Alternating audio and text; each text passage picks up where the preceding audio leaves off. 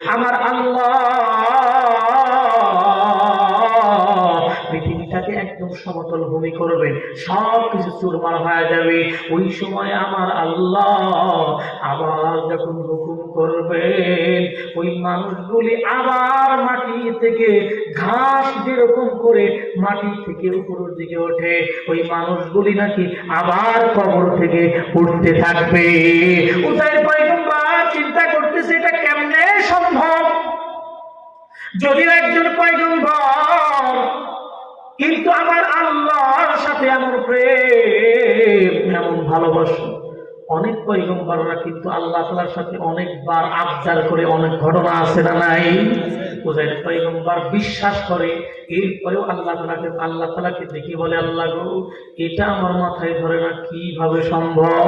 আমি বিশ্বাস করি, কিন্তু যদি একটু দেখতে পারতাম তাহলে আমার একটু ভালো লাগতো। বিভিন্নভাবে বর্ণনা রয়েছে কিতাবের ভিতরে লাগে, উযাইর পয়গম্বরের ছিল একটা ঘোড়া, ঘোড়া নিয়ে সফরে যাইতেছিল। এই দৃশ্য দেখার পর যখন দিলে দিলে আল্লাহ তাআলাকে দেখি বলে, আল্লাহ গো, মানুষ আবার কিভাবে একত্রিত হয়ে উঠবে? সব কিছু চুরমার হয়ে যাবে, আবার মানুষ কিভাবে কবর থেকে উঠবে? এটা আমি যদি একটু দেখতে পাইতাম তাহলে আমার অনেক ভালো লাগতো। আমার আল্লাহ বন্ধুকে বোঝানোর জন্য, পয়গম্বরকে বোঝানোর জন্য ওই পয়গম্বর উযাইর আলাইহিস সালাতু ওয়াস সালামের চোখের মধ্যে ঘুম দিয়া দিলেন। উযাইর আলাইহিস সালাতু ওয়াস সালাম তার ঘোড়াটিকে একটা গাছের সাথে বেঁধে রাখলেন। গাছের কিনারায় পয়গম্বর ঘুমায় গেছে। ঘুম ঘুম ঘুম থেকে যখন জাগ্রত হয়ে গেছে, দেখতে পাইতেছি আমার ঘোড়াটি এখন নাই। আমার ঘোড়াটি নাই। আমার আল্লাহ থেকে বলে,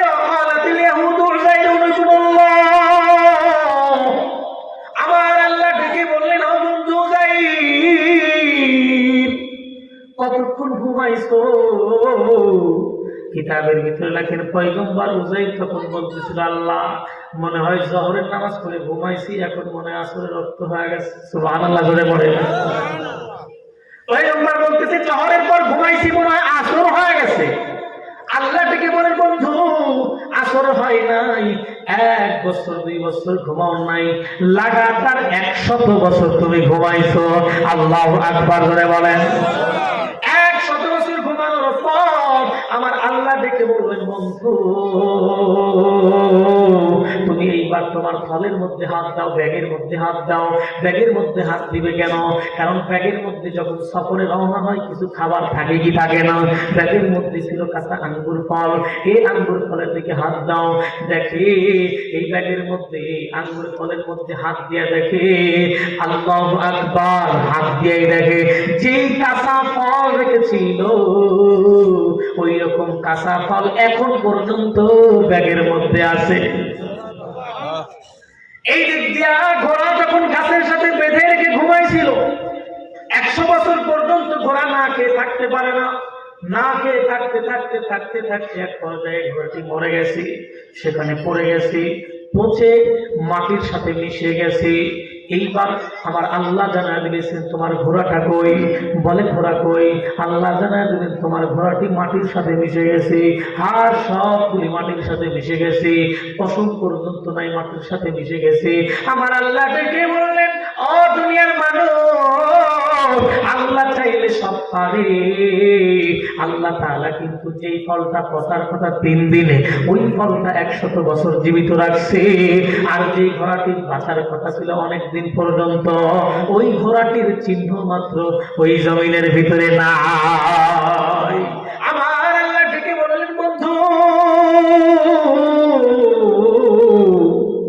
একটা বারের জন্য খেয়াল করো, তুমি তো দেখতেছো আঙ্গুর ফল কাঁচা আছে, ঘোড়াটি মারা গেছে। তুমি কি চাও তোমার ঘোড়াটি আবার আমি তোমাকে দিয়ে দিই? আল্লাহু আকবার করে বলেন। পয়গম্বর উযাইর তখন দেখে বললেন, আল্লাহ গো, আমার সফরের সঙ্গী তো আমার ঘোড়াটি মরে গেছে, 100 বছর ঘুমাইছি, টের পাই নাই। আল্লাহ, ঘোড়াটি যদি পাইতাম। আমার আল্লাহ ডেকে বলে, ও বন্ধু, তুমি ওই জমিনের দিকে তাকাইয়া থাকো, ওই জমিনের দিকে যখন তাকাইছে দেখতে পাইতেছে ধুলাবালির মধ্য থেকে কি যেন একত্রিত হয়, হাড় হইতেছে, গঠন হইতেছে। আল্লাহু আকবার করে বলেন। অল্প সময়ের মধ্যে, ওই সময়ের মধ্যে তার চোখের সামনে তার যে ঘোড়াটি ছিল, আমার আল্লাহ অল্প সময়ের মধ্যে তার সামনে ওই ঘোড়াটি দিয়া দিল। ক্ষমতা কার? ধরে বলেন ক্ষমতা কার? একটাবার কালিমা পড়েন, লা ইলাহা ইল্লাল্লাহ, লা ইলাহা ইল্লাল্লাহ, লা ইলাহা ইল্লাল্লাহ,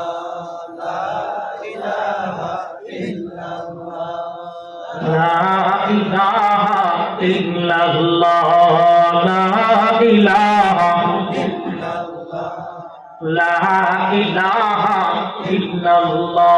জোরে লা ইলাহা ইল্লাল্লাহ, লা ইলাহা ইল্লাল্লাহ। মুসলমান আওয়াজ আরো জোরে, লা ইলাহা ইল্লাল্লাহ, লা ইলাহা। ঐতিহ্যবাহী বানিয়াগাতি দারুস সালাম জামে মসজিদের উন্নয়ন করবে অধ্যকার মাহফিলের সম্মানিত সুযোগ্য অভিজ্ঞ সভাপতি হযরত উলামা ইকরাম, আমন্ত্রিত উলামা ইকরাম, ওয়াইজিনে ইকরাম, মঞ্চে উপবিষ্ট আছেন বিভিন্ন মুরব্বিয়ান ইকরাম, পাশেই বসে আছেন আমার ওস্তাদুল মুহতারাম এবং মুরব্বিয়ান ইকরাম, আমার সামনে বসা শ্রদ্ধেয় শ্রোতা মণ্ডলী, পর্দার অন্তরালে মা এবং বোনেরা, সকলের প্রতি আমার আন্তরিক সালাম। আসসালামু আলাইকুম ওয়া রাহমাতুল্লাহি ওয়া বারাকাতুহু। সর্বপ্রথম ওই আল্লাহ পাক রব্বুল আলামিনের শুকরিয়া জ্ঞাপন করছি, যে আল্লাহ তাআলা আমাদেরকে মানুষরূপে সৃষ্টি করেছেন, শ্রেষ্ঠত্ব দান করেছেন, সুস্থতা দান করে পৃথিবীর সবচেয়ে উন্নত মানের কিতাব দিয়ে আমাদেরকে পাঠিয়েছেন। পৃথিবীতে যত নবী ছিলেন তার মধ্যে সর্বশ্রেষ্ঠ নবী আমাদেরকে দিয়েছেন, আলহামদুলিল্লাহ বলেন। পৃথিবীর সমস্ত কাজ থেকে ফারিক করেছেন, অসুস্থতা থেকে আল্লাহ তাআলা আমাদেরকে হেফাজত করেছেন। আজকের বানিয়াগাতির সবচেয়ে উত্তম জায়গা কোরআনুল কারীমের মজলিস, অনেক দামি মজলিস, এমন একটি মজলিসে আসার জন্য, বসার জন্য, কোরআনুল কারীম থেকে কিছু কথা বলা এবং শোনার জন্য যাদেরকে তৌফিক দান করলেন, আমরা সকলেই শুকরিয়া আদায় করি, আলহামদুলিল্লাহ। এবার সেই বিশ্ব নবীর উপর দরুদ ও সালাম পাঠ করি, যিনি ছিলেন সৃষ্টির মূল, হাবিব রাসূল, মদিনার বুলবুল, মক্কার দুলাল, যিনি সেনার সেনাপতি, দলের দলপতি, মদিনার রাষ্ট্রপতি।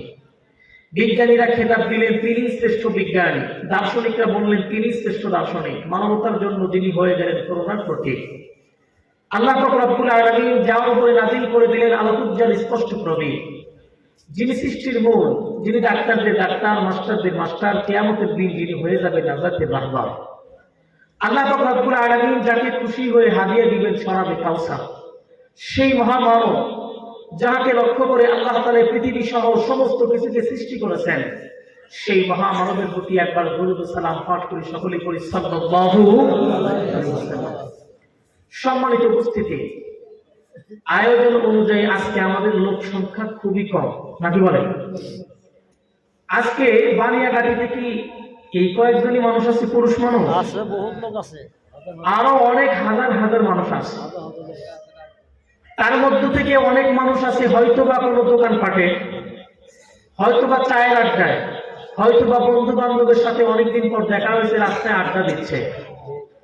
আমি আমার সকল মুসলমান ভাইদেরকে বলবো, কোরআনকে মহব্বত করে, নবীকে মহব্বত করে, উলামা ইকরামকে মহব্বত করে কোরআনের মজলিসে এসে বসে পড়েন। হতে পারে আজকের এই মজলিসটাই আমার আপনার জীবনের শেষ মজলিস হইতে পারে, পারে কি পারে না? এটাই নাজাতের উসিলাও হইতে পারে। আজকে আমাদের দেশে অনেক অনেক মাহফিল হয়, পৃথিবীর সবচাইতে বেশি মাহফিল হয় এমন দেশ বাংলাদেশ। এর চাইতে বেশি মজলিস পৃথিবীর কোন দেশে হয় না। এরপরেও কিন্তু আমাদের কলবের উন্নতি হয় না, ঠিক কিনা বলেন? রাগ করতে চায়? এত মাহফিল, এত মসজিদে বয়ান, এত তাবলীগের কাজ, এরপরেও আমাদের উন্নতি না হওয়ার পিছনে একটা মূল কারণ আছে, কয়েকটি কারণ আছে। তার মধ্যে মূল একটা কারণ আছে, সেটা কি? আমাদের এই কাজ ইলতিজাম, আমাদের মাহফিল হোক, আমাদের বয়ান হোক, যারা বক্তা এবং শ্রোতা, বক্তার মধ্যেও ইখলাস নাই, শ্রোতাদের মধ্যেও ইখলাস নাই। রাগ করতেছেন? অধিকাংশ, আমি সকলের কথা বলি নাই, বক্তাদের ওয়াজ করাটা হয়ে গেছে পেশা, শ্রোতাদের ওয়াজ শোনা হয়ে গেছে নেশা। সুর শুনবে, একটা খুব কণ্ঠশিল্পী আসছে তো লোক হয়ে গেছে অনেক মানুষ, কিন্তু কোরআনের সেই হক কথাগুলি বলবে, সুর নাই তো লোক নাই। আছে না নাই? তার মানে কি? আমাদের শুধু কানটাকে মজা দেওয়ার জন্য আসি, আর বক্তা আমরা আসি যারা, তারা হলো আমাকে টাকা দিবে না তো আমি যাব, এই তো। এটা কিন্তু আমাদের বিপক্ষেই বললাম। এই যে বক্তা এবং শ্রোতার মধ্যে ইখলাস না থাকার কারণে লক্ষ কোটি মাহফিল হওয়ার পরেও আমাদের উন্নতি হয় না। এই জন্য আমি আজকে, আমরা এখানে যে কয়েকজন মানুষই আছি, অনুরোধ করব ইখলাসের সাথে বসবেন, নিয়ত করবেন ইখলাসের, নিয়ত করবেন যে এখান থেকে আমরা হেদায়েতের কিছু কথা শুনবো এবং আমল করব, এই নিয়তে বসবেন। যতক্ষণ পর্যন্ত বসে থাকবেন আমল নামার ভিতরে শুধু নেকিই লেখা হবে। এরপরেও তো নবীজি বলেছেন, মান তাফাক্কারা সাআতান ফি খালকিল্লাহ খায়রুম মিন ইবাদাতি 60 সানা। নবীজি তার অসংখ্য হাদিসের মধ্যে আমাদেরকে শিক্ষা দিয়েছেন কোরআনুল কারীমের ছোট্ট মজলিসের দাম অনেক অনেক বেশি, এবং লক্ষ লক্ষ মানুষ বিশিষ্ট মজলিসের চাইতে অল্প কিছু সংখ্যক মানুষের এই মজলিসটা আল্লাহ তাআলার কাছে দামি হবে। কখন? যখন বক্তা এবং শ্রোতা উভয়ের মধ্যে থাকবে ইখলাস, আল্লাহ তাআলাকে রাজি খুশি করার লক্ষ্য থাকবে, তখন ছোট্ট মজলিসও আল্লাহ তাআলার কাছে অনেক দামি হইতে পারে। এই জন্য আমরা যে কয়েকজন আছি, ইনশাআল্লাহ শেষ মোনাজাত দিয়ে এখান থেকে যাবো। রাজি আছেন তো ইনশাআল্লাহ? সবাই একটু হাত তুলে আল্লাহ তাআলাকে দেখান তো দেখি। নারায়ে তাকবীর। আল্লাহ পাক রব্বুল আলামিন আমাদের প্রত্যেককে কবুল করেন, বলেন আমিন। আমি আলোচনার শুরুতে পবিত্র কুরআনুল কারীমের সূরাতুল হজ থেকে ৭৭ নম্বর আয়াতে কারিমা তেলাওয়াত করেছি। আমার আলোচনা আপনাদেরকে সহজভাবে বোঝানোর জন্য নবীজির অসংখ্য হাদিসে মোবারক থেকে একখানা হাদিসে কালামও তেলাওয়াত করেছি, যাতে করে আমরা মাহফিল থেকে কিছু শিক্ষা নিয়ে বাড়িতে যাইতে পারি। সারা রাত ওয়াজ শুনলাম, যদি বাড়িতে যাওয়ার পর একবার চিন্তা করেন আমি আজকে ওয়াজ থেকে কি শিখলাম, খুব মজা পাইছে কিন্তু কিছু শিখছি এটা মনে আসে না। এগুলো কিছু শিখবো, মনোযোগ দিয়ে কথাগুলি শুনবো ইনশাআল্লাহ। আজকে যে কোরআনুল কারীম আমাদেরকে আল্লাহ তাআলা দান করেছেন জীবন বিধান হিসাবে, এই কোরআনুল কারীম যেমনি তেলাওয়াত করলেও নাকি, এমনি তেলাওয়াত যারা করে সেই তেলাওয়াত শুনলেও নাকি, যারা শিক্ষা করে তাদেরও নাকি, যারা শিক্ষা করে যারা তাদেরকে সহযোগিতা করে তাদেরও নাকি, এবং যারা শিক্ষা করেছে তাদের চেহারা নেক নজরে তাকাইলেও নাকি। আজকে আমরা সেই কোরআনুল কারীমের মজলিসে এসে খুশি না বেজার? আলহামদুলিল্লাহ, আল্লাহ রব্বুল আলামিন অসংখ্য মানুষের মধ্য থেকে আমাদেরকে কবুল করছেন, বলেন আলহামদুলিল্লাহ। আপনাদের কি ঘুম ধরছে? জাগ্রত আছেন? একবার তাকবীর দেন তো, নারায়ে তাকবীর। হয় নাই? নারায়ে তাকবীর। মুসলমানদের নারায়ে তাকবীর আল্লাহু আকবারের ধ্বনি হতে হবে উঁচু। যতদিন পর্যন্ত নারায়ে তাকবীর আল্লাহু আকবারের ধ্বনি বলিষ্ঠ কণ্ঠে বলতে পারবো, ততদিন পর্যন্ত কাফের বেঈমানেরা মুসলমানদেরকে কখনো ঘায়েল করতে পারবে না। তাদের কাছে অস্ত্র আছে, তাদের কাছে বন্দুক আছে, আমাদের কাছে আছে ঈমানি জোর।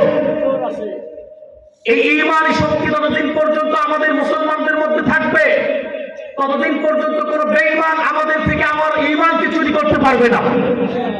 আজকে আমাদের দেশে অবস্থা হলো 92% মুসলমানের দেশ, এরপরেও এই দেশের ভিতরে কিছু কুলাঙ্গার আছে, কোরআনুল কারীমের বিরুদ্ধে কথা বলে, আছে না নাই? আমরা তাদেরকে হুঁশিয়ারি করতে চাই। আমার দেশের যুবক ব্যক্তি যারা আছে, যুবক ভাইরা যারা আছে, হতে পারে এমন ওই ব্যক্তিগুলি নামাজে যায় না, হতে পারে এমন ওই ব্যক্তিগুলি রমজান মাসে রোজাও রাখে না, হতে পারে এমন ওই ব্যক্তিটি জীবনে কোনোদিন মাথায় টুপি দেয় না, কিন্তু এমন যুবক ভাইদের সামনে যদি কোরআনের বিপক্ষে কোনো কথা বলা হয় বসে থাকে না।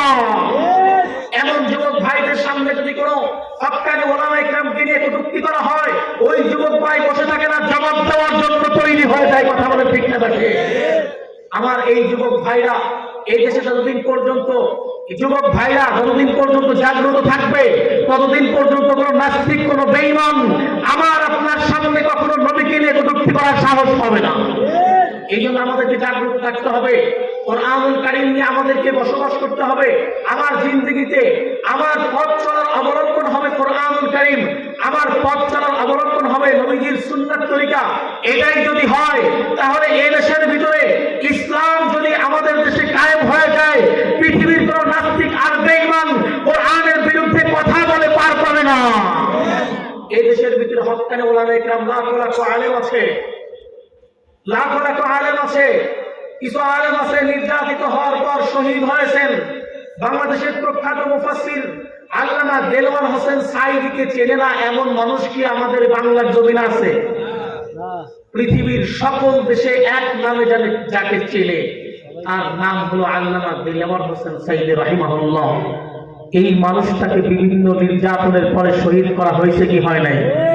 আজকে আমরা এই বাংলার জমিন থেকে বলতে চাই, এক সাইডে পৃথিবী থেকে চলে গেছে, লক্ষ সাইডে বাংলাদেশে তৈরি হয়ে গেছে। কথা বলেন ঠিক না বেঠে?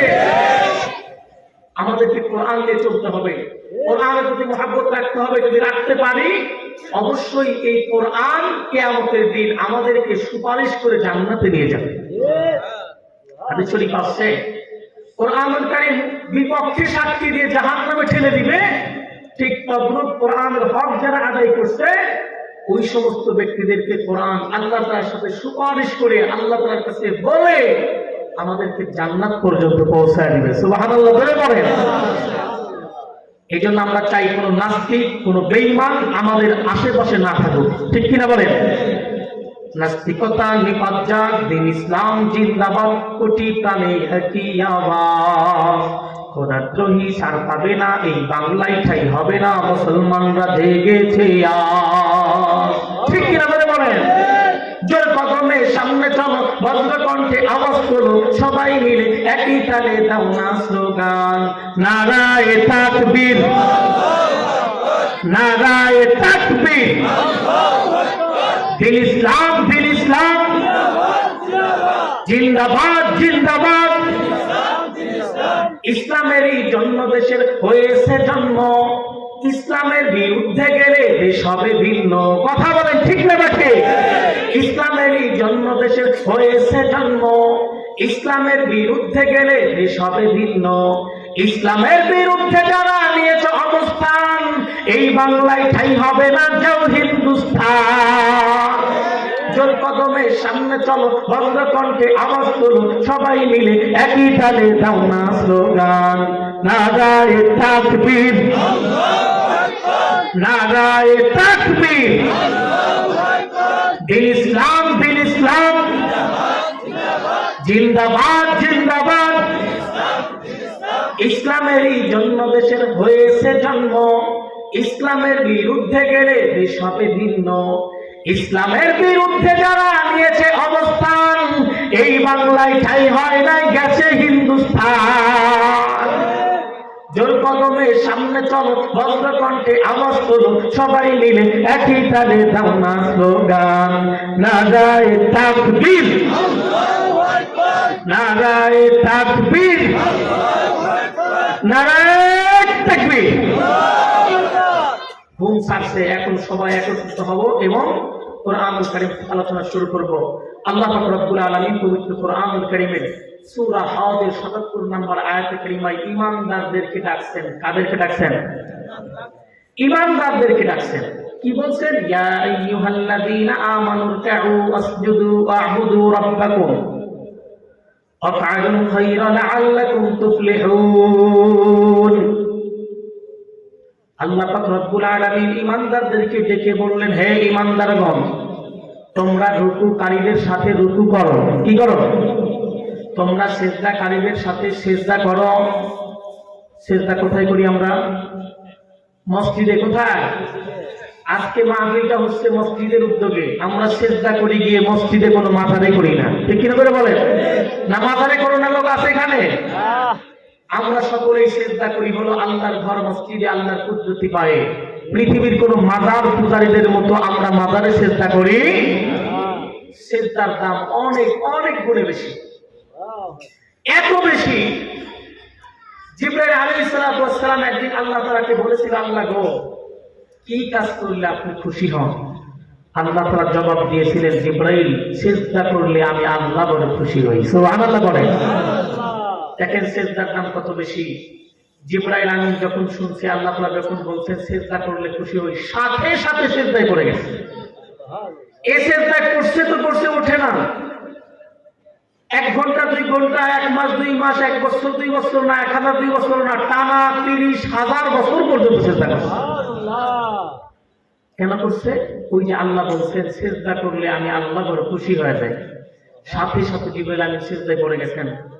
30,000 বছর পর্যন্ত সিজদা করার পর সিজদা অবস্থায় দিলে দিলে চিন্তা করতেছেন, আল্লাহ বুঝি এখন আমাকে ডাক দেবে, জিবরাইল,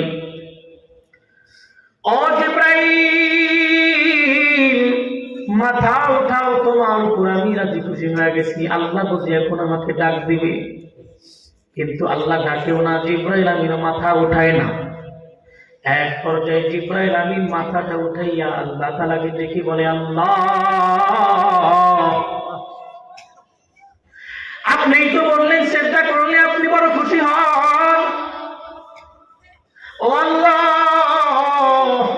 30,000 বছর পর্যন্ত সিজদা করেছি, কিন্তু আপনি কেন আমাকে ডাকেন না, কেন বলেন না খুশি হয়েছি? আল্লাহ তাআলা ডেকে বললেন, জিবরাইল,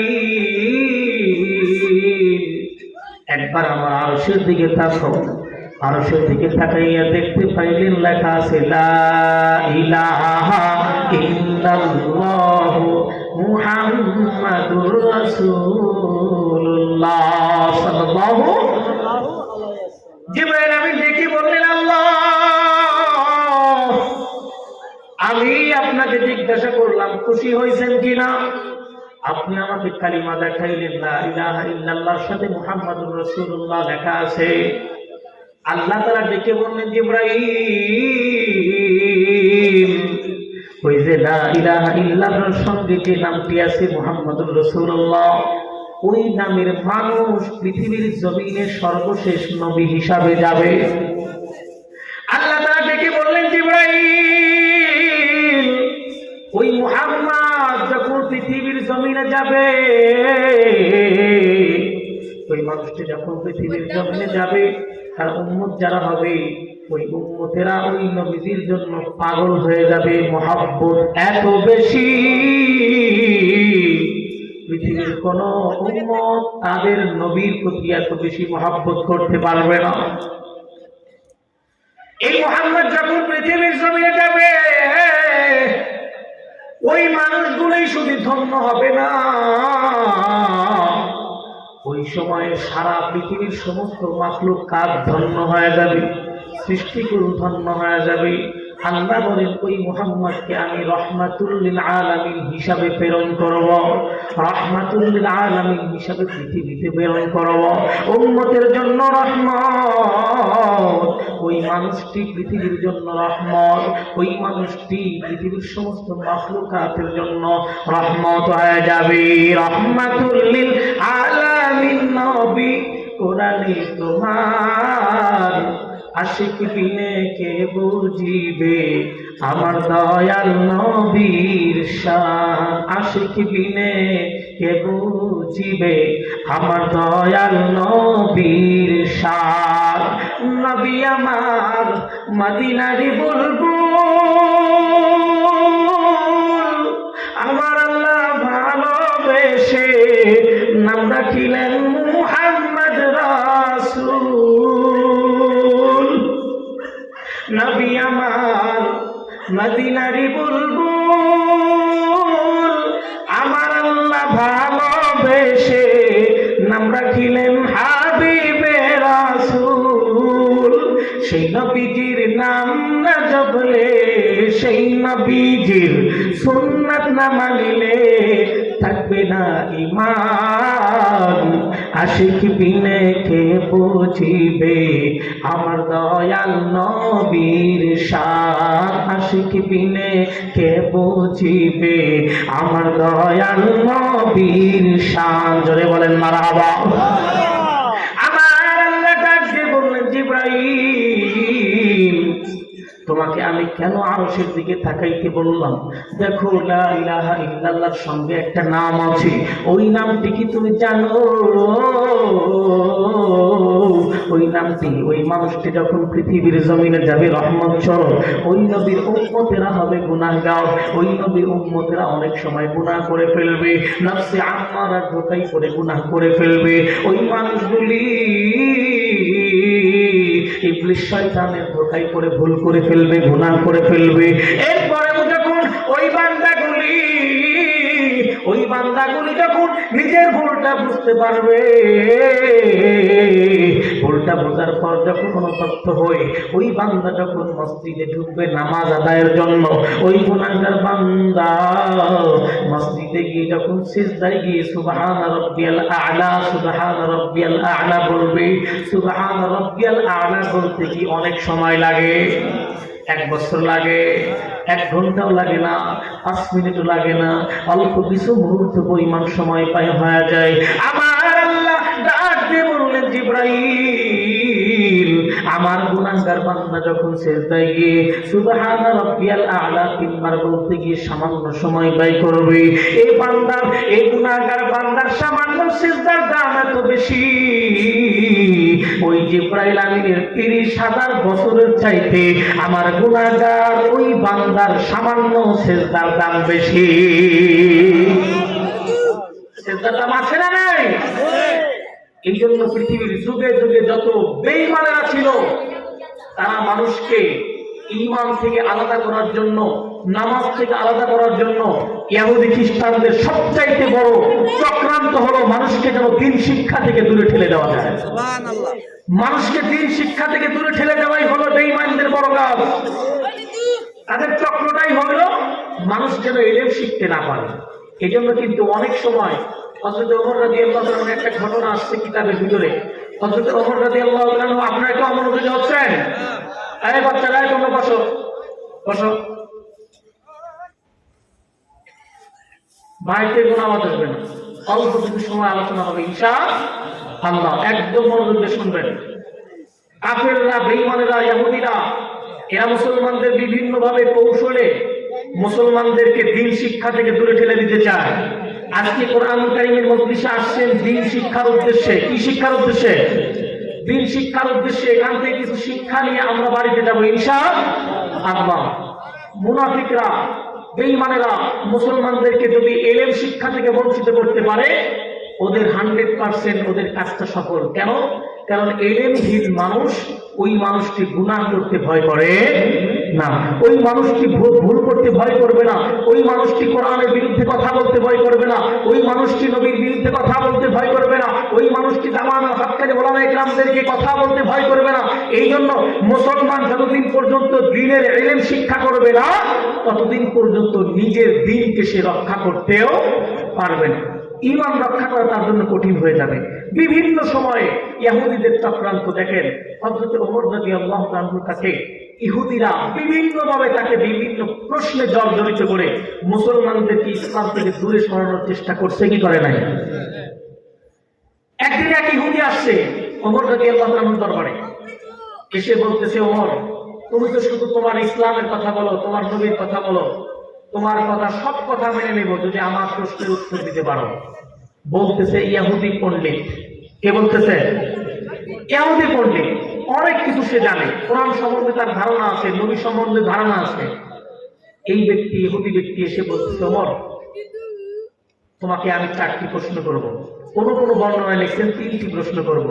1 নাম্বার প্রশ্ন হলো যে এই পৃথিবীর জমির এমন একটি জায়গা আছে যেই জায়গায় সূর্যের আলো জীবনে একবার পড়ছে, কিয়ামত পর্যন্ত আর সূর্যের আলো ওই জমিনে পৌঁছাবে না। এই জায়গাটা কোন জায়গা? কোরআন থেকে যদি প্রমাণ দিতে পারো তাহলে আমি তোমার এই ইসলামকে মেনে নেব। বলেন তো দেখি, ইসলামকে মেনে নেবে এই কথা না বললেও ইহুদির প্রশ্নের জবাব দেওয়ার ক্ষমতা হযরত ওমর রাদিয়াল্লাহু তাআলার আছে না নাই? ইহুদি ভাবতেছে যে প্রশ্ন করছি এটা ওমর পাবে কোথায়? ওমর যদি সত্যিই যদি মুসলমান হয়ে থাকে, খলিফা হয়ে থাকে, তাহলে ওমর এই প্রশ্নের জবাব দিতে পারবে। আমার দ্বিতীয় নম্বরের প্রশ্ন হলো, এই পৃথিবীর জমিনে একটা কবর আছে। কি আছে? কবর ছিল। এই কবরের ভিতরে যখন মুর্দা গেছে, লাশ গেছে, এই মুর্দা যাওয়ার পরে কবর ঠিক থাকতে পারে নাই। 40 দিন পর্যন্ত এই মুর্দা নিয়েই কবর শুধুমাত্র 40 দিন পর্যন্ত দৌড়াইছে আর দৌড়াইছে। এই কবর কোন কবর? 40 দিন পরে আবার তার ভিতরে থাকা এই মুর্দাটাকে বের করে দুনিয়াতে দিতে বাধ্য হয়েছে। এই কবরটি কোন কবর এবং কবরের ভিতর যে মুর্দা গেছে এই মুর্দা কোন মুর্দা? এই প্রশ্নের জবাব দিতে হবে কোরআন থেকে। কে বলতেছে? ইহুদি বলতেছে। কে বলতেছে? ইহুদি বলতেছে। ইহুদি বলতেছে। আমার তৃতীয় নম্বরের প্রশ্ন হলো, এই পৃথিবীর জমিনে যমজ দুইটা ভাই আছে। যমজ দুইটা ভাই একই সময় জন্মগ্রহণ করেছে, আবার একই সময়ে মৃত্যুবরণ করেছে, কিন্তু তাদের বয়সের মধ্যে ডিফারেন্স হলো 100 বছর। কয়শো বছর? একসাথে জন্মগ্রহণ করছে যমজ ভাই, একসাথে মৃত্যুবরণ করছে, তাহলে 100 বছর কম বেশি হইল কেমনে? এই প্রশ্নের জবাব তোমাকে দিতে হবে। এই 3টি প্রশ্নের জবাব যদি তুমি দিতে পারো, তাহলে আমি কথা দিচ্ছি আমি অবশ্যই তোমার ইসলামকে কবুল করে নেব। এই দরবারে অনেক সাহাবায়ে কেরাম ছিল। কিতাবের ভিতরে লেখেন, ওই সময়ে ওইখানে বসা ছিল হযরত ইবনে আব্বাস রাদিয়াল্লাহু তাআলা। এই আব্দুল্লাহ ইবনে আব্বাস রাদিয়াল্লাহু তাআলা বয়স তখন মাত্র 12 বছর। কয় বছর? এই 12 বছরের একটা বালক, সে কিন্তু এখন পর্যন্ত আলেম হয় নাই। এখন পর্যন্ত নবীজির সেই হাদিসগুলি সম্পূর্ণ শিখতে পারে নাই, কিন্তু কোরআনুল কারীমের জ্ঞান আছে না নাই? এই কোরআনুল কারীমের জ্ঞান যাদের মধ্যে আছে, পৃথিবীর কোনো নাস্তিক আর বেঈমান কোনো কথা বলে তাদেরকে ঠকাইতে পারবে? ইবনে আব্বাস রাদিয়াল্লাহু তাআলা তখন বলতেছে, আমিরুল মুমিনিন হযরত ওমর, আপনি যদি অনুমতি দেন এই ইহুদির এই 3টি প্রশ্নের জবাব আমি 12 বছরের বালক দিতে পারব। যেখানে পণ্ডিত ইহুদি ভাবতেছে ওমরও দিতে পারবে না, সেখানে ওমর না, বরং 12 বছরের একটা বালক 3টি প্রশ্নের জবাব দিতে প্রস্তুত হয়ে গেছে। ওমর রাদিয়াল্লাহু আনহু বলেন, হ্যাঁ, অনুমতি দেওয়া হলো। হযরত ইবনে আব্বাস রাদিয়াল্লাহু আনহু তখন বলতে লাগলেন, ইহুদি, তোমার কি হযরত মুসা আলাইহিস সালামের কথা স্মরণ আছে? বলে, হ্যাঁ। তাতে কি হয়েছে? বলে, মুসা আলাইহিস সালাম একজন জলিল মুকদ্দার পয়গম্বর ছিলেন। এই পয়গম্বরকে অনেক অনেক বেশি কষ্ট দিয়েছে জামানার বড় ফেরাউন। কে কষ্ট দিয়েছে? বিভিন্ন ভাবে নির্যাতন করেছে, কষ্ট দিয়েছে। সর্বশেষ ফেরাউন ধ্বংস হয়েছে কি হয় নাই? আমাদের দেশেও যে ফেরাউন বিভিন্ন ওলামায়ে কেরামকে কষ্ট দিয়েছে, ধ্বংস হয়েছে কি হয়? হয়েছে। যুগে যুগে যেই কোনো ব্যক্তি ইসলামের বিরুদ্ধে যাবে, ওলামায়ে কেরামের বিরুদ্ধে যাবে, কোরআনুল কারীমের বিরুদ্ধে যাবে, এ দুনিয়াতেই তার পতন হবেই হবে। মুসা আলাইহিস সালামকে বিভিন্নভাবে নির্যাতন করেছেন, কিন্তু আল্লাহ পাক রব্বুল আলামিন বলেন, মুসা কোনো টেনশন নাই, সময় মতো ধরবো, ফেরাউনের সময় শেষ হয়ে আসছে। মুসা আলাইহিস সালাম তার দলবল নিয়ে যখন রওনা হয়েছে, পেছনে সৈন্যবাহিনী ফেরাউনের। মুসা আলাইহিস সালাম যখন লোহিত সাগরের একদম কিনারায়, মুসা পয়গম্বরের সেই পিছনে থাকা তার উম্মতগুলি তখন ভয় কাঁপতে লাগলো। পেছনে সৈন্যবাহিনী, সামনে সাগর, যাবো কোথায়? সাগর পার হওয়ার ক্ষমতা নাই, কোনো নৌকা নাই। পেছনে সৈন্যবাহিনী থমকে দাঁড়িয়ে গেছে। মুসা আলাইহিস সালামের সমস্ত উম্মতেরা বলতে লাগলো, মুসা, আজকে তোমার কারণে আমরা সহ মরব। আজকে তোমার কারণে আমরাও মরবো, কারণ পেছনে তো ফেরাউনের বিশাল সৈন্যবাহিনী আর সামনে আছে সাগর। এখন কি করব? ফেরাউনের এই সৈন্যবাহিনী দেখে মুসা পয়গম্বরের উম্মতেরা ভয় করেছিল। ভয়। পয়গম্বর মুসাকে বলেছিল, মুসা, তোমার কারণে আমরা আজকে মরবো। ইমানদার কিন্তু এরপরেও তাদের নবীর প্রতি এতটুকু মহব্বত ছিল না যতটুকু মহব্বত শেষ নবীর উম্মতেরা তার নবীকে না দেখেও করে। না দেখেও উম্মতেরা মুহাম্মদুর রাসূলুল্লাহ সাল্লাল্লাহু আলাইহি সাল্লামকে যত বেশি মহব্বত করে, অন্যান্য পয়গম্বরের উম্মতেরা স্বয়ং তাদের নবীকে এত বেশি মহব্বত করতে পারে নাই। আমরা যখন আমাদের নবীকে মহব্বত করি, আমাদের সাহাবা ইকরামের ইতিহাস তালাশ করে দেখেন, সাহাবা ইকরাম তো নবীজিকে নিজের জীবনের চাইতে বেশি মহব্বত করতেন। শুধু তাই না, মা বাবা, সন্তান সন্ততি, যত সম্পদ আছে সবকিছুর ঊর্ধ্বে আমার নবীকে বেশি মহব্বত করতেন। নবীজির গোলাম হিসাবে নিজেকে দাবি করে ধন্য মনে করতেন। হযরত ওমর রাদিয়াল্লাহু তাআলার একটা ঘটনা আছে কিতাবের ভিতরে, কথায় কথা মনে পড়ে গেল। নবীজিকে কত বেশি মহব্বত করেন এবং নবীর গোলাম হিসাবে নিজেকে দেখতে চায়। ইতিহাসের পাতা খুলে দেখেন, ওমর রাদিয়াল্লাহু আনহুর যে কয়েকজন সন্তান ছিলেন, তার মধ্যে একটা সন্তানের নাম হলো হযরত আব্দুর রহমান ইবনে ওমর। এই আব্দুর রহমান ইবনে ওমরের একটা উপনাম ছিল, তার নাম হলো আবু শামা। কি নাম? আবু শামা। ওই সময় আব্দুল্লাহ ছোট। এই আব্দুল্লাহ আর হযরত হুসাইন রাদিয়াল্লাহু আনহু ছোট্ট অবস্থায় দুইজন খেলাধুলা করতেছে। খেলাধুলা করতে করতে বাচ্চারা যখন খেলাধুলা করে হঠাৎ করে বিবাদ তৈরি হয়, হয় কি হয় না? দুইজনের মধ্যে বিবাদ তৈরি হয়ে গেছে। হুসাইন রাদিয়াল্লাহু আনহু ছোট মানুষ, আব্দুল্লাহ ছোট। হুসাইন তখন ডেকে বলছে, আরে তুই তো গোলামের ঘরের গোলাম, তুই আবার আমাকে কি বলবি? কি বলছে? গোলামের ঘরের গোলাম, তোর বাপও গোলাম, তুইও গোলাম। দেখেন, এই কথা যখন বলছে তখন কিন্তু হযরত ওমর রাদিয়াল্লাহু আনহু ওই সময় শাসক ছিলেন, সরকার। ওই সময় হুসাইন রাদিয়াল্লাহু আনহু বলছেন যে তোর বাপও গোলাম, তুইও গোলাম। এই কথা যখন বলছেন, আব্দুল্লাহ তখন কান্না করতে করতে বাবার দরবারে চলে গেছেন হযরত ওমরের কাছে। গিয়ে বলতেছে, বাবা গো, ও বাবা, তুমি তো মদিনার রাষ্ট্রপ্রধান, কিন্তু তোমার সন্তান হওয়ার পরেও একজন ব্যক্তি আমাকে গোলাম বলছে এবং বলছে তোর বাপও গোলাম, তুইও গোলামের বিচার করতে হবে। সন্তান কান্না করতেছে আর দেখে বলতেছে, বাবা, ওই ব্যক্তির বিচার না করা পর্যন্ত আমি খাবই না। ওমর রাদিয়াল্লাহু আনহু ডেকে বললেন, আব্দুল্লাহ, এত বড় সংস্কার, এত বড় সংস্কার, আমার সন্তানকে গোলাম বলে, আমাকে গোলাম বলে। আমি হইলাম মদিনার রাষ্ট্রপ্রধান, আমাকে গোলাম বলে, এত বড় সংস্কার, এত বড় সংস্কার। এবার আব্দুল্লাহ ডেকে বলতেছেন, অনেক বড় মানুষ এই কথাটা বলে নাই, হুসাইন আমাকে গোলাম বলছে এবং আপনাকেও গোলাম বলছে, বিচার করতে হবে। ওমর রাদিয়াল্লাহু তাআলা ডেকে বললেন, আলী,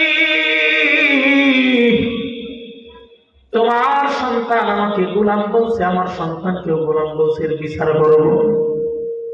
আর ওমর রাদিয়াল্লাহু তাআলা যদি কোনো ব্যক্তির বিচার করে, বিচার সহজ হয় না কঠিন হয়?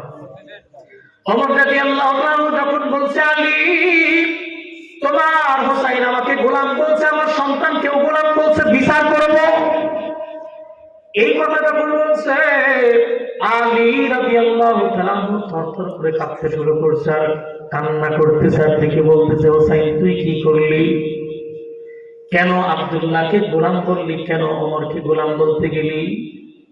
দেখে বলতেছে, হুসাইন তুমি কেন আব্দুল্লাহকে গোলাম বললা, ওমরকে তুমি কেন গোলাম বলেছো? হুসাইন দেখে বলে, বাবা, আমি তো ঠিকই বলছি। বলে, না তুমি বলো আমি ভুল করছি। বলে, না তুমি বলো আমি বুঝতে পারি নাই। হুসাইন রাদিয়াল্লাহু আনহু বলে, না আমি বুঝেই বলছি। সুবহানাল্লাহ, আমি বুঝেই বলছি। আলী রাদিয়াল্লাহু আনহু তখন দেখে বললেন, হুসাইন রে, তুমি জানো না, ওমর যখন বিচার করে নিজের সন্তান, নিজের স্ত্রী, নিজের বাবা, নিজের মা এগুলা খেয়াল করবে না। তুমি তো হুসাইন আলীর সন্তান। হুসাইন কিন্তু এটা কখনোই, ওমর কিন্তু এটা কখনোই চিন্তা করবে না। কারণ হইল, ওমর যখন বিচার করে নিজের সন্তানের দিকেও তাকায় না। একটা ইতিহাস রয়ে গেছে। আলী রাদিয়াল্লাহু আনহু তখন বলতেছে, হুসাইন রে, তুমি তো জানো না, ওই আব্দুল্লাহর একটা ভাই ছিল, নাম ছিল আব্দুর রহমান, উপনাম ছিল আবু শামা। এই আবু শামা মদিনাতে একটা খাবার ছিল, যে খাবারটি প্রসিদ্ধ খাবার হলো, এরকম দুধের মধ্যে খেজুর ভিজিয়ে রাখতো, সকালবেলা হইলে ওই খেজুর সহ ওই দুধটি খেয়ে ফেলতো। যদি এই খেজুরটি সকালে না খেয়ে কেউ যদি বিকালেও খাইতো তাহলে কেমন যেন নেশার মতো হয়ে যাইত, এমন একটা খাবার হয়ে যাইত যে ঘুম আসে। এমন যদি 2-3 দিন পর্যন্ত রাখা হতো তাহলে ওটা এমন কিছু হইতো যে নেশা হয়ে যায়। এই আবু শামা একদিন খেজুর সহ এই দুধ সহ খাইতে দেরি হয়ে গেছে, মুখের মধ্যে একটা দুর্গন্ধ তৈরি হয়ে গেছে। এই আবু শামা যখন বাহিরে গেছে, এই নবীদের বিরুদ্ধে, সাহাবায়ে কেরামদের বিরুদ্ধে, ওলামায়ে কেরামের বিরুদ্ধে সব সময় দোষ খুঁজে বেড়ানোর মতো মানুষ সমাজে আছে না নাই? এক শ্রেণীর মানুষ ডেকে বলতে চায়, হায় ওমর তো অন্যের বিচার করে কিন্তু নিজের ছেলের মধ্যেই তো দোষ আছে, নিজের ছেলেই তো আজকে নেশা করছে। এই খবর যখন ওমর রাদিয়াল্লাহু তাআলা আনহুর দরবারে চলে যায়, ওমর রাদিয়াল্লাহু তাআলা তখন ডেকে পাঠালেন, আবু শামাকে ধরে নিয়ে আসুন। মুখের কাছে তার নাকটা লাগাইয়া দেখলেন আসলেই গন্ধ আছে, কিন্তু খাইতে দেরি হওয়া যাওয়ার কারণে গন্ধ হয়ে গেছে। ওমর রাদিয়াল্লাহু তাআলা তখন চিন্তা করলো এর বিচার করতে হবে, আমার সন্তানটাতে কি হয়েছে। বিচার কার্য শুরু করলেন।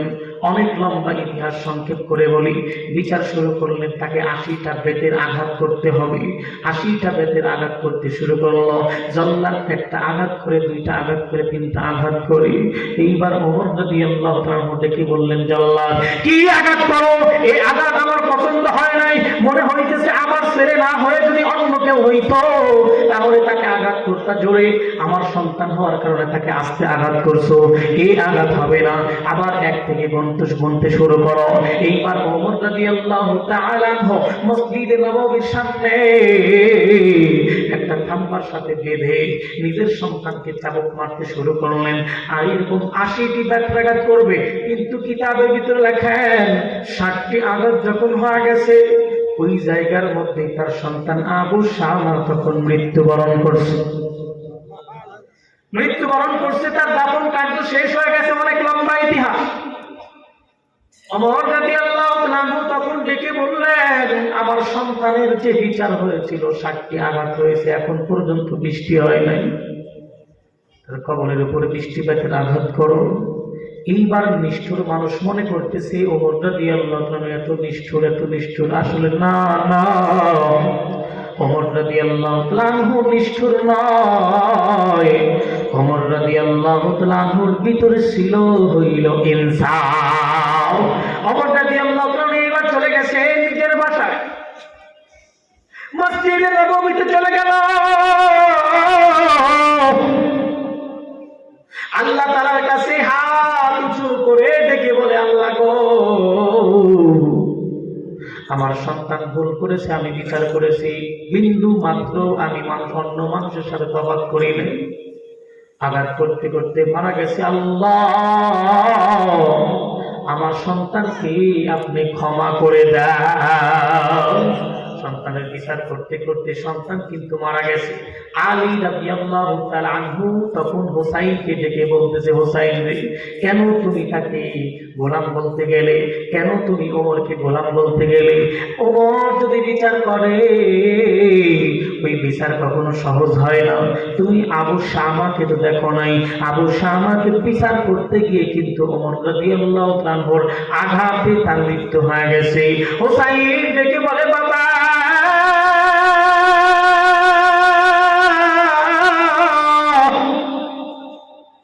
আমি সত্য কথা বলেছি, আমার কোনো ভয় নাই, বিচার কার্য শুরু করো।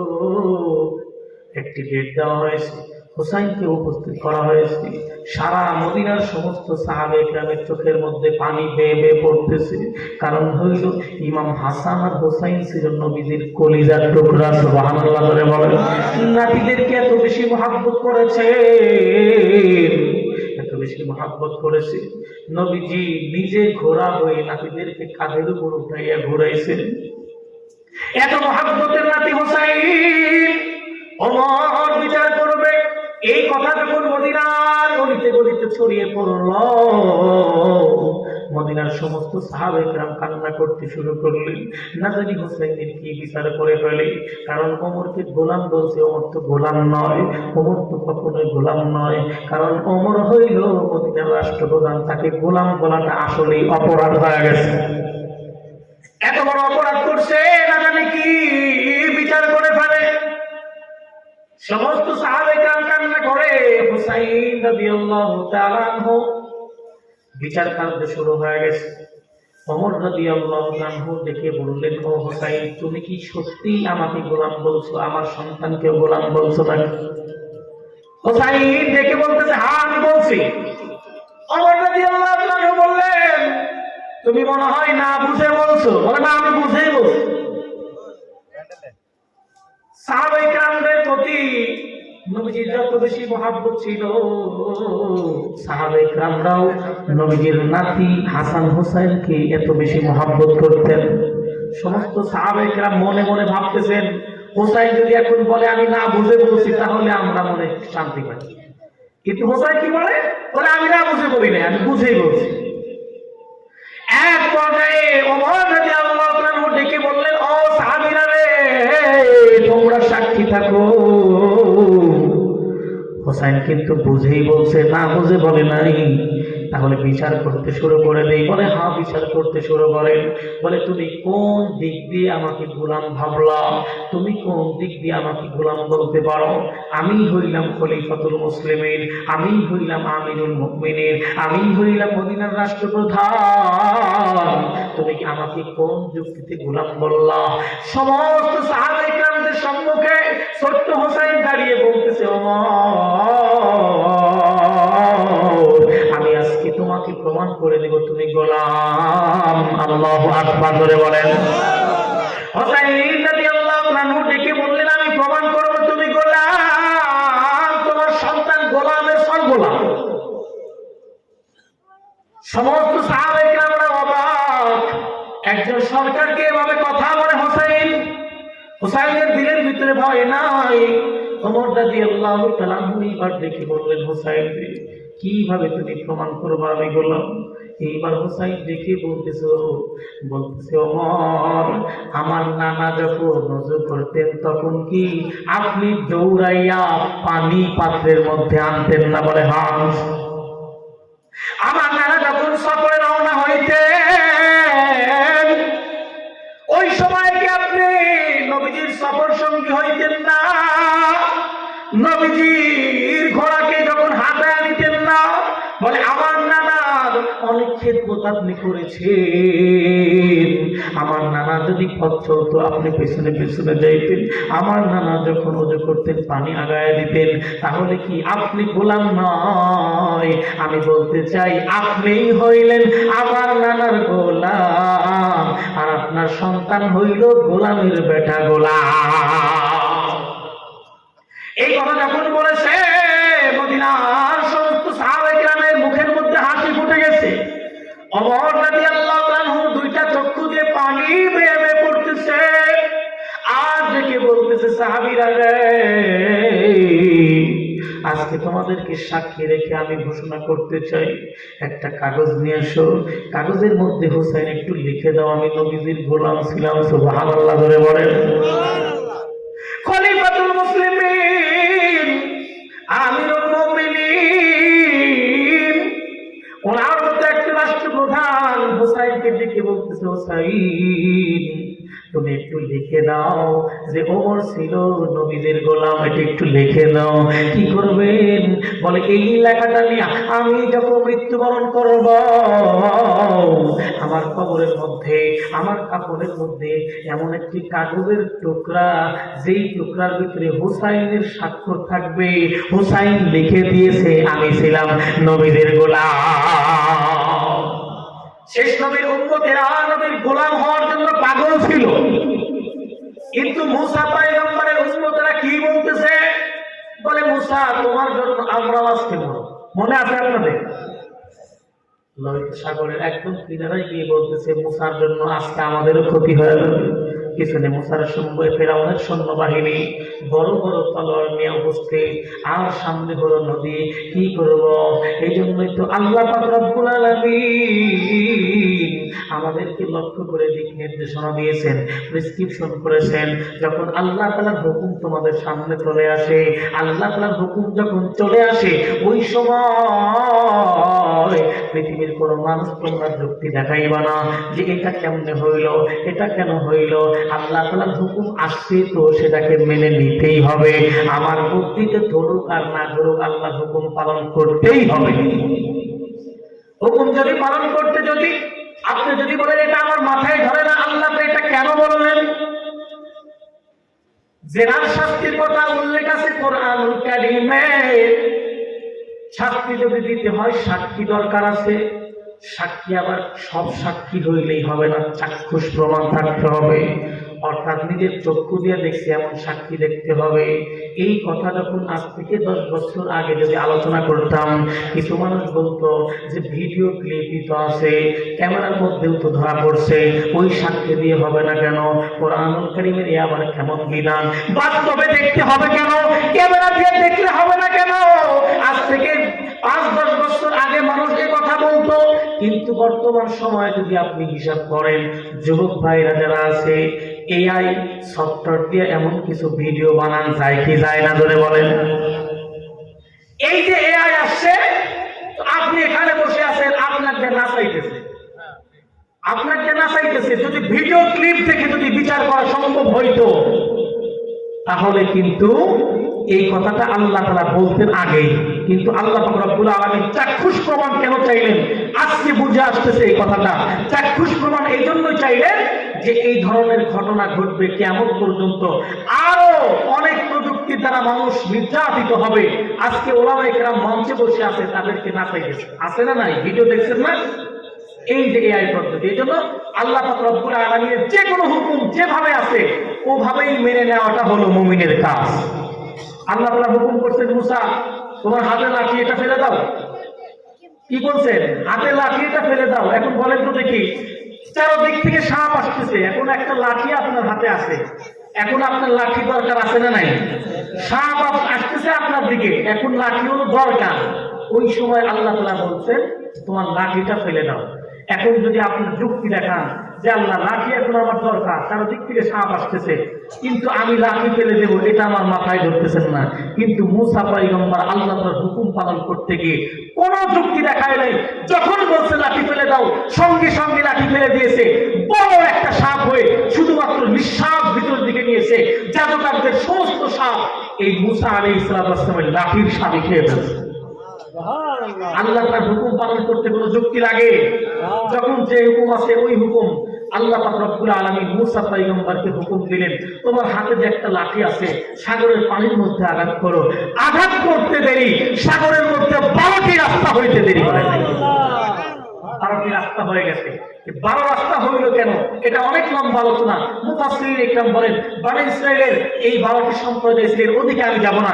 এই যে 12টি রাস্তা হয়ে গেল, মুসা পয়গম্বর এইবার সেই রাস্তা দিয়ে ওপার চলে গেছে। সুবহানাল্লাহ। আগামী বছর এই যে চলে গেল ওপার, পিছনে সৈন্যবাহিনী ফেরাউনের। কার সৈন্যবাহিনী? আপনাদের কি ঘুম ধরছে? ফেরাউনের এই সৈন্যবাহিনীরা এবার পিছে পিছে চলে আসছে। আসার পরে ফেরাউন তো বুদ্ধিমান, উনি চিন্তা করতেছে, আরে এই সাগরের ভিতরে রাস্তা হইল কেন? এখানে তো কোনো রাস্তা ছিল না, এই রাস্তা হইল কেমন? না, এখানে খটকা আছে, মনে হয় কোনো সমস্যা আছে, এই রাস্তায় যাওয়া যাবে না, এই রাস্তায় যাওয়া যাবে না। মুসা আলাইহিস সালাম তো ওপার চলে গেছে, ফেরাউন বাহিনী থমকে দাঁড়িয়েছে।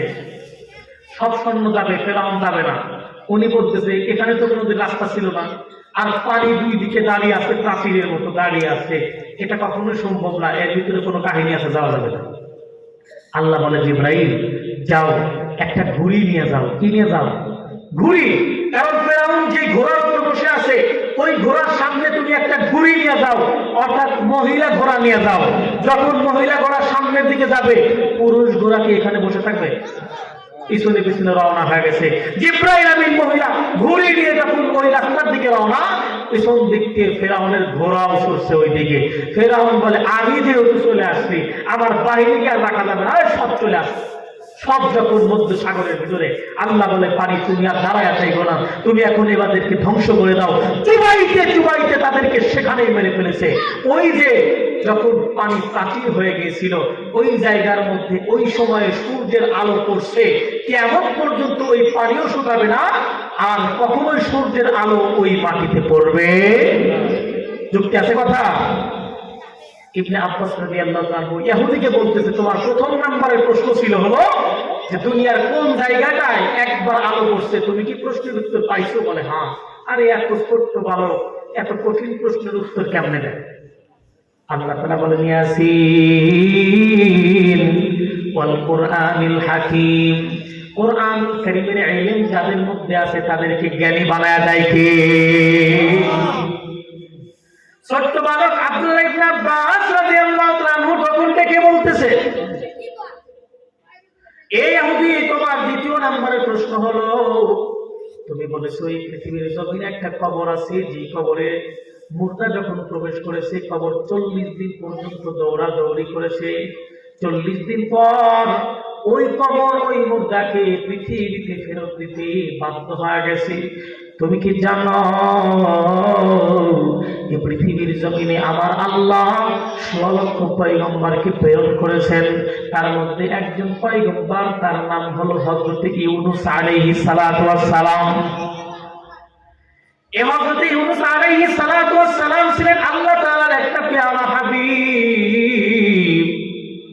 অনেক লম্বা ইতিহাস, শুধুমাত্র পয়েন্টটা বোঝানোর জন্য বলবো। ইউনূস পয়গম্বর কি মাছের পেটে গিয়েছিল কি যায় নাই? ইতিহাস সকলের জানা।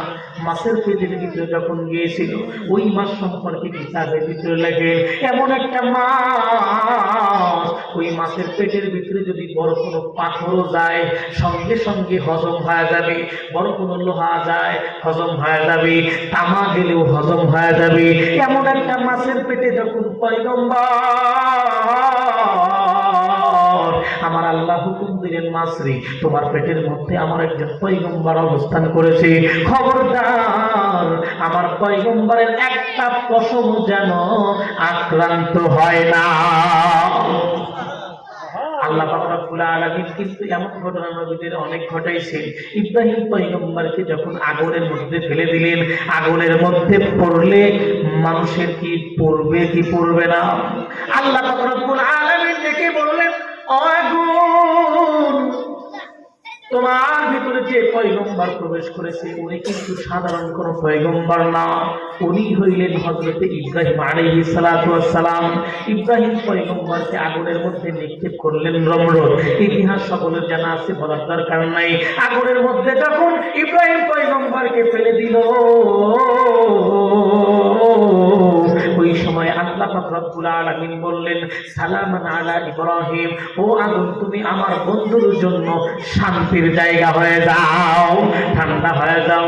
কিন্তু খবরদার এমন ঠান্ডা হইও না যেই ঠান্ডা হইলে আবার আমার বন্ধুর কষ্ট হয়ে যায়। আল্লাহ পাক রব্বুল আলামিন হুকুম করলেন তুমি ঠান্ডা হয়ে যাও, কিন্তু এমন ঠান্ডা হয় না যেই ঠান্ডা হইলে আবার বন্ধু আমার কষ্ট হয়ে যায়, এমন ঠান্ডা হওয়া যাবে না। আগুন এমন ঠান্ডা হইল ইব্রাহিম পয়গম্বর 40 দিন পর্যন্ত ওই আগুনের মধ্যে বসে জিকির করে আল্লাহ পাক রব্বুল আলামিন মাছকে হুকুম দিয়ে দিল ও মাছ খবরদার আমার বন্ধুর যেন কোনো ক্ষতি না হয়, আমার বন্ধুর যেন কোনো ক্ষতি না হয়। বন্ধুর ক্ষতি হয়েছে কি হয় নাই? 40 দিন পর্যন্ত ওই মাছ আর ভালো লাগে না, মাছের মধ্যে মাছের আর ভালো লাগে না। মাছ তখন 40 দিন পর্যন্ত সাগরের মধ্যে শুধুমাত্র দৌড়াদৌড়ি করে ছোটাছুটি করে। আমার আল্লাহ জানা দিলেন রে বন্ধু লা ইলাহা ইল্লা আনতা সুবহানাকা ইন্নী কুনতু মিনাজ জালিমিন। আল্লাহু আকবার করে বলেন। আমার আল্লাহ ডেকে বললেন বন্ধু তুমি যদি এই বিপদ থেকে রক্ষা পাইতে চাও তাহলে এই বাক্য বাক্যটি বারবার তিলাওয়াত করতে থাকো। ইউনূস পয়গম্বর পেটের মধ্যে গিয়ে, মাছের পেটের মধ্যে গিয়ে এই বাক্য তিলাওয়াত করতে শুরু করলেন। আমার আল্লাহ শিখায় দিল, ও পৃথিবীর মানুষেরা, তোমরা যদি কোনো বিপদে পড়ে যাও, তোমরা যদি কোনো মুসিবতে পড়ে যাও, তোমরা এই আমলটি করো, লা ইলাহা ইল্লা আনতা সুবহানাকা ইন্নী কুনতু মিনাজ জালিমিন পড়তে থাকো। আল্লাহ বলেন, কোন বান্দা যদি ইখলাসের সাথে আমার আল্লাহ পাক রব্বুল আলামিনের কোরআনকে মহব্বত করে, কোরআনকে বিশ্বাস করে, কোন বান্দা যদি মুসিবতে পড়ে এই দোয়াটি পাঠ করতে থাকে, আমার আল্লাহ ওই ব্যক্তিটাকে ওই মুসিবত থেকে উদ্ধার করে দেয়। ইউনূস পয়গম্বর তখন এই কালিমা পাঠ করতে আরম্ভ করলেন। মাছ আর ঠিক থাকতে পারে না, 40 দিন পার হয়ে গেছে, এইবার মাছ আর ঠিক থাকতে পারে না, দৌড়া গিয়া একদম সাগরের কিনারে গিয়া ইউনূস পয়গম্বরকে দুনিয়াতে ফেরত দিতে বাধ্য হয়ে গেছে। ইবনে আব্বাস রাদিয়াল্লাহু তাআলা ডেকে বলেন, ও নবী, বলো তো দেখি, তুমি যে কবরের কথা বলছিলা, এই কবরটি হইল মাছ। যেই মুর্দার কথা বলছিলা, ওই মুর্দা পৃথিবীর কোন মানুষ নয়, উনি হইলেন হযরত ইউনূস পয়গম্বর। উত্তর পাইছে কি পায় নাই? আপনাদের কি খারাপ লাগতেছে? এইবার উনি বলতেছে, আমার আরেকটি প্রশ্ন বাকি আছে। 2টি প্রশ্নের উত্তর সঠিক, আরেকটি প্রশ্নের উত্তর যদি দেয় তাহলে কিন্তু তিনি প্রতিশ্রুতি দিয়েছেন ইসলাম ধর্মকে কবুল করবে। মনে আছে আপনাদের? 3 নম্বরের প্রশ্ন হলো, এই পৃথিবীর জমিনে এমন 2জন ভাই জমজ আছে, যেই 2জন ভাই একই সময়ে জন্মগ্রহণ করেছে, আবার একই সময় মৃত্যুবরণ করেছে। এই 2জন ভাইয়ের বয়সের মধ্যে ডিফারেন্স হলো 100 বছর। যদিও ঘটনাটি বিভিন্নভাবে বর্ণনা করেছেন আমার আল্লাহ কোরআনুল কারীমের সূরা তাওবায় লম্বা আলোচনা আছে। ওয়াকালাতিল ইয়াহুদু উযাইরুন ইবনুল্লাহ, ওয়াকালাতিল ইয়াহুদু উযাইরুন ইবনুল্লাহ। আল্লাহ পাক রব্বুল আলামিনের একজন পয়গম্বর ছিলেন, তার নাম হলো হযরত উযাইর আলাইহিস সালাতু ওয়াস সালাম। এই হযরত উযাইর আলাইহিস সালাতু ওয়াস সালামরা 2টা ভাই ছিল। এই উযাইর আলাইহিস সালাতু ওয়াস সালামের একটি ঘটনা কিতাবের ভিতর লেখা। ছোট্ট বালক জবাব দিতেছে, উযাইর পয়গম্বর একদিন রাস্তা দিয়ে হাইটে যাইতেছে, এমন তো অবস্থায় দেখতে পাইলেন যে একটা বড় একটা দেয়াল, এই দেয়ালটি একদম পড়ে গিয়ে ভেঙে যেন চুরমার হয়ে গেছে। এটা দেখার পরে চিন্তা করতেছে, এত সুন্দর একটা ওয়াল, এত সুন্দর একটা বাউন্ডারি, এত সুন্দর একটা ঘর, এটা পরে একদম দুমড়ে মুচড়ে গেছে, ভেঙে খান হয়ে গেছে। এইটা দেখার পর চিন্তা করতেছে, আমার আল্লাহ পাক রব্বুল আলামিন তো পৃথিবীটাকে একদম শেষ করে ফেলবেন, শুধুমাত্র আজরাইল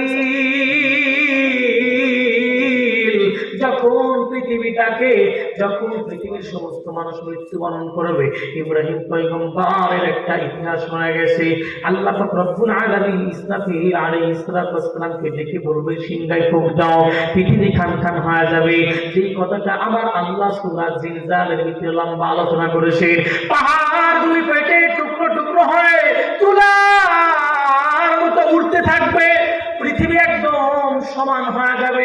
আজকের পৃথিবী এই প্রশান্ত মহাসাগরের তলদেশ কত নিচে দেখেন, আটলান্টিক মহাসাগরের তলদেশ কত নিচে, 33,000 ফিট তার গভীরতা। প্রশান্ত মহাসাগরের গভীরতা 36,000 ফিট নিচে। এইবার পাহাড়ের চূড়ার দিকে তাকান, কত উঁচু। আমার আল্লাহ পৃথিবীটাকে একদম সমতল ভূমি করবেন, সব কিছু চুরমার হয়ে যাবে।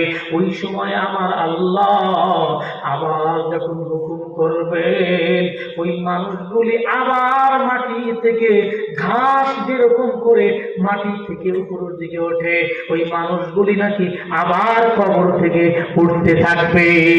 উযাইর পয়গম্বর চিন্তা করতেছে, এটা কেমনে সম্ভব?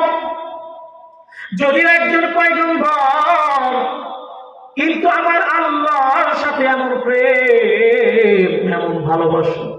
অনেক পয়গম্বররা কিন্তু আল্লাহ তাআলার সাথে অনেকবার আবদার করে, অনেক ঘটনা আছে না নাই? উযাইর পয়গম্বর বিশ্বাস করে, এরপরেও আল্লাহ তাআলাকে দেখি বলে, আল্লাহ গো, এটা আমার মাথায় ধরে না, কিভাবে সম্ভব? আমি বিশ্বাস করি, কিন্তু যদি একটু দেখতে পারতাম তাহলে আমার একটু ভালো লাগতো।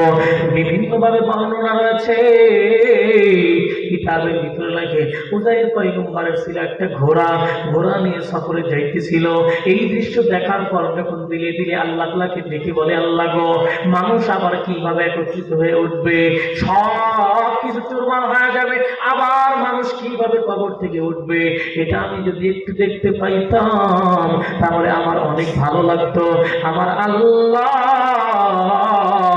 বন্ধুকে বোঝানোর জন্য, পয়গম্বরকে বোঝানোর জন্য ওই পয়গম্বর উযাইর আলাইহিস সালাতু ওয়াস সালামের চোখের মধ্যে ঘুম দিয়া দিলেন। উযাইর আলাইহিস সালাতু ওয়াস সালাম তার ঘোড়াটিকে একটা গাছের সাথে বেঁধে রাখলেন। গাছের কিনারায় পয়গম্বর ঘুমায় গেছে।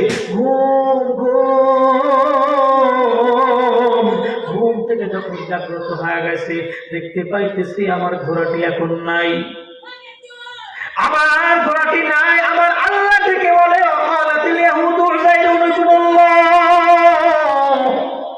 আমার আল্লাহ ডেকে বললেন, ও বন্ধু উযাইর, কতক্ষণ ঘুমাইছো? কিতাবের ভিতরে লেখেন, পয়গম্বর উযাইর তখন বলতেছিল, আল্লাহ, মনে হয় জোহরের নামাজ পড়ে ঘুমাইছি, এখন মনে হয় আসরের রক্ত হয়ে গেছে। সুবহানাল্লাহ জোরে পড়ে।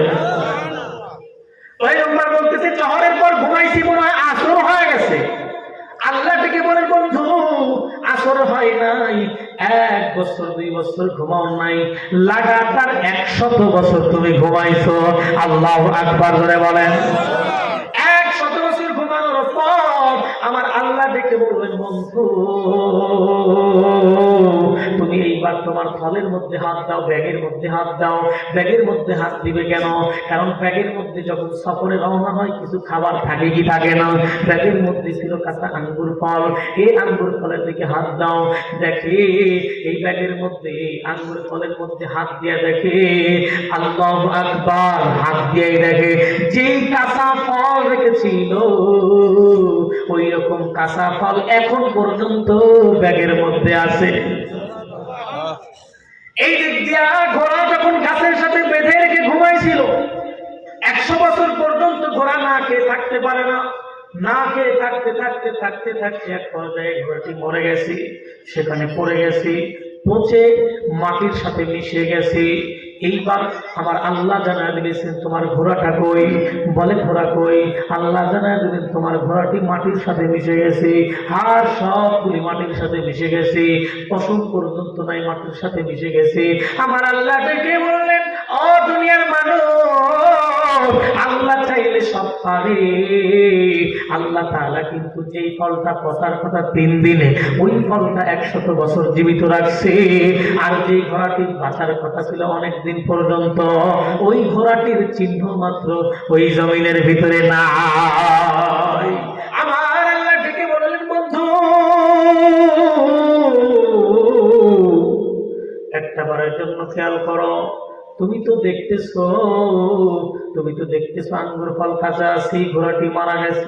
তুমি কি চাও তোমার ঘোড়াটি আবার আমি তোমাকে দিয়ে দিই? আল্লাহু আকবার করে বলেন।